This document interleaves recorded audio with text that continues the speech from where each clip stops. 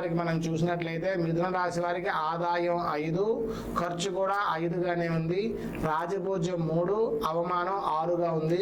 ఈ రాశి వారికి ఈ సంవత్సరం కొంచెం ఇబ్బందికర పరిస్థితులు ఉన్నప్పటికీ కూడా వాళ్ళు వాటిని రాణించి ముందుకు వెళ్ళగలుగుతారు. ఆదాయ వ్యయాలు 2 సమానంగా ఉన్నందువల్ల వచ్చిందంతా కూడా ఖర్చు అయిపోతూ ఉంటుంది.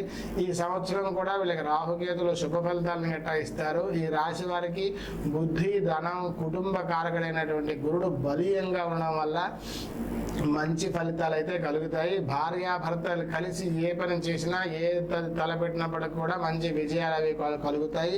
గృహ లాభాలు, నూతన కట్టడాలు అవి కూడా రాణిస్తాయి. శుభకార్యాలు అవి కూడా జరుగుతాయి. బంధువులతోని మంచి బంధుత్వం, బాంధవ్యాలు అవి కూడా ఏర్పడేటువంటి అవకాశాలు ఈ మిథున రాశి వారికి ఎక్కువగా ఉన్నాయి. మిథున రాశి వారు ఈ సంవత్సరం ఒక ముఖ్యమైన యోగం వల్ల వాళ్ళ తరగ కార్యాలను చక్కబెట్టుకుని ముందుకు వెళ్ళగలుగుతారు. రుణ బాధలు అవి కూడా తొలుగుతాయి. శని మీకు బలీయంగా ఉండడం వల్ల ఎంతటి కార్యాన్నైనా సరే మీకు చేసి పెడతాడు కాబట్టి అప్పులు అవి కూడా తీరుస్తారు. ఆస్తిని కూడా సమకూర్చుకునేటువంటి పరిస్థితి మిథున రాశి వారికి ఉంది. బంధువర్గంలో మీ పేరు ప్రఖ్యాతులు అవి కూడా బాగా పెరుగుతాయి.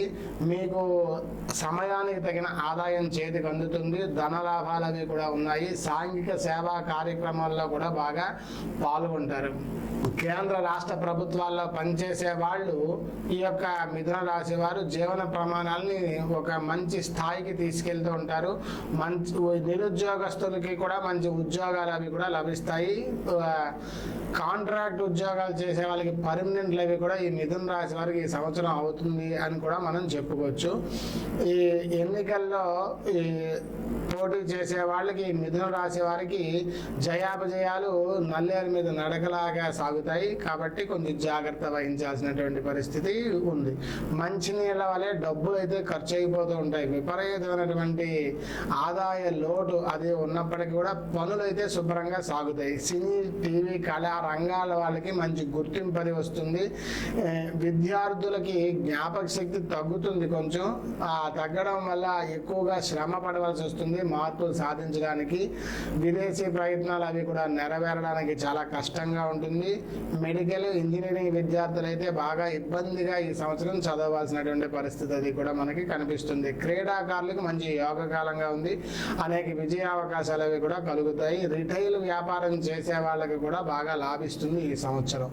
జాయింట్ వ్యాపారస్తులకి మిశ్రమ ఫలితాలు అవి కూడా కలుగుతాయి. విశేషమైనటువంటి లాభాలు అవి కూడా కలగకపోవచ్చు. జాయింట్ వ్యాపారస్తులతో విడిపోయేటువంటి పరిస్థితులు కనిపిస్తున్నాయి. ఇక కొత్తగా వ్యాపారం చేసే వాళ్ళకైతే మంచి లాభాలు అవి కూడా కలుగుతాయి. ఈ మిథున రాశి వారు తగు జాగ్రత్తలు పాటించినట్లయితే ఈ సంవత్సరం కొంచెం రుణాల నుంచి బయటకు పడి రుణ విముక్తులు అవుతారని కూడా వాళ్ళకి చెప్పొచ్చు. నూతన గృహ యోగాలు అవి కూడా వీళ్ళకి కలుగుతాయి.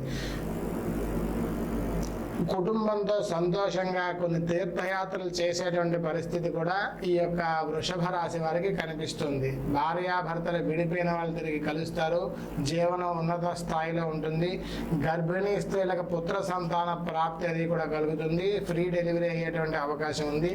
వివాహం కాని స్త్రీ పురుషులకు వివాహాలు ఈ సంవత్సరం జరిగేటువంటి అవకాశం ఉంది. వివాహం కాని స్త్రీ పురుషులకు యోగకాలంగా చెప్పొచ్చు. అంటే ఈ సంవత్సరం మిథున రాశి వారు 20 నుంచి 25, 30 మధ్యలో ఉండే వాళ్ళకైతే మంచి అవకాశాలు అవి కూడా బాగా కలుగుతాయి. ఈ సంవత్సరం మీరు శివాలయ దర్శనం చేసుకున్నట్లయితే ఇంకా ఎక్కువగా మీరు మీ యొక్క ఫలితాలను మీరు సాధించగలుగుతారు. శుభమస్తు.